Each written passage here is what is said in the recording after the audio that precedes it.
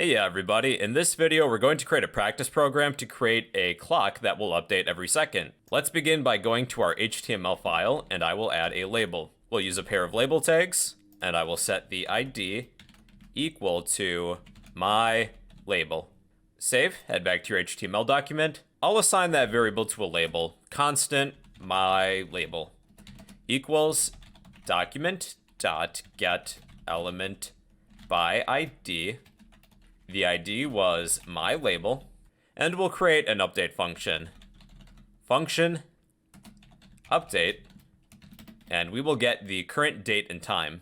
Let date equal new date. Let's update this label just to test it. My label dot inner HTML equals date, and then we should invoke this function update. So that's the current date and time. But I would like to format this. Within our update function, let's create a nested function to format the time. Function format time. Let's get the hours. Let hours equal date.get hours. The minutes. Let minutes date.get minutes. And seconds. Seconds date.get seconds. Let's return a template literal. Hours, minutes, seconds. Make sure you spell return right. Let's invoke the format time function, and we should probably pass a date. So set up a date as an argument and a parameter. This time is in military time, so let's set this to standard. We'll need AM or PM. Let AM or PM equal, I'll use a ternary operator. We'll check if hours is greater than or equal to 12 question mark. If that's true, return PM. Otherwise, return AM. Let's add our variable AM or PM.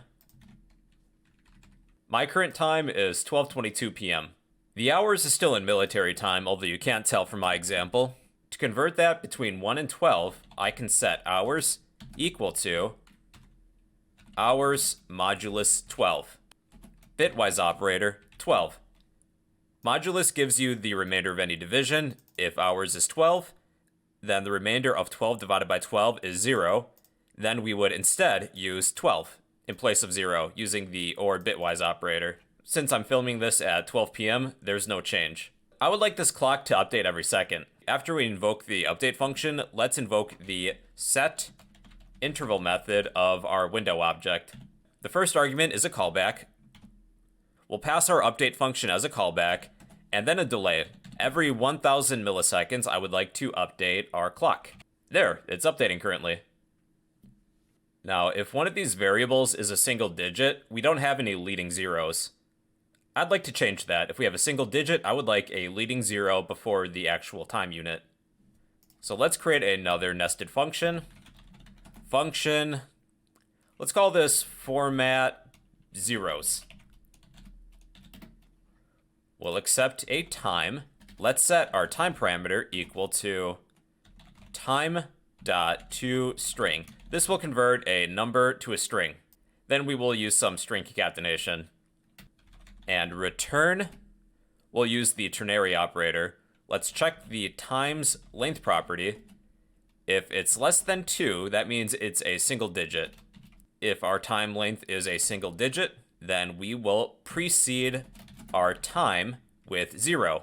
If it's false, we'll just return time back. So then we just need to invoke and reassign hours, minutes, and seconds. We'll invoke our format zeros function, pass in our hours, and do the same thing with minutes and seconds. And we now have some leading zeros. So yeah, I thought that would be a fun practice project. We have a clock that will update every second. If you would like a copy of this code, I'll post this to the comment section down below. And well, yeah, that's a simple clock program in JavaScript.